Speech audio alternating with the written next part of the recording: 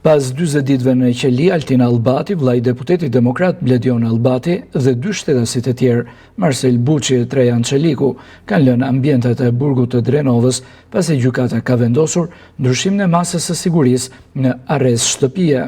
Nga ana tjetër, prokuroria e Korçës për 3 shtetasit i ka kërkuar gjykatës masën e sigurisë detyrim paraqitje, kërkesë e cila nuk është marrë parasysh nga kjo gjykatë, duke i çuar në arrest shtëpie.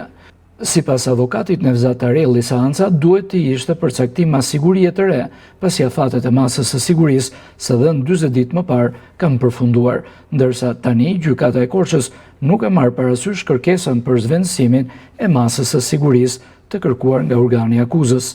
Gjykata e shkallës parë në datën 4 nëntor caktoi masë sigurimi personal me afat 40 ditor dhe vlerësoi si të ligjshëm ndalimin e bërë nga policia gjyqësore për 3 shtetas.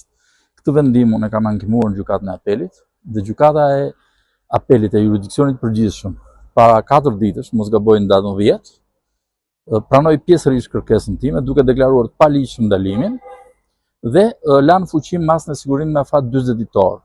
Nga përllogaritjet që bëhen, masa e sigurimit me afat 40 ditor përfundon mbrëmë në orën 24. Kështu që sot duhet të ishte një kërkesë me objekt caktim mase të re. Ndërkohë që prokuroria i ka paraprirë kësaj situate dhe që në datën 10 ka depozituar në gjykatë kërkesë me objekt zvendësimi të masës sigurimi personal duke kërkuar nga arrestin me afat 40 ditor që ishte në masën e sigurimit detyrim për të paraqitur në policinë gjyqësore. Gjithmonë, sipas avokatit mbrojtës Nevzat Arelli, akuzuesi Ilir Topçiu ka tërhequr mbrapsht pretendimet për rëmbim, por kjo nuk është marrë parasysh nga gjykata. Këtyre 40 ditëve, prokuroria ka kryer një numër të madh veprimesh dhe është ripyetur dhe vetë viktima nga vepra penale. Ai ka mohuar të jetë marrë penë nga këta, ka mohuar që të jetë cënuar liria, ka hequr dorë nga ankimi për sa i përket dëmtimeve të marra të nivelit të dyshuar të plagosjes së lehtë, dhe prokuroria aktualisht ka procedimin vetëm për heqje të paligjshme të lirisë në bashkëpunim. Ndërkohë që viktima mohon që të jetë hequr liria, duke shpjeguar se unë kam shkuar vetë për të sqaruar pikërisht dyshimet që ta kishin.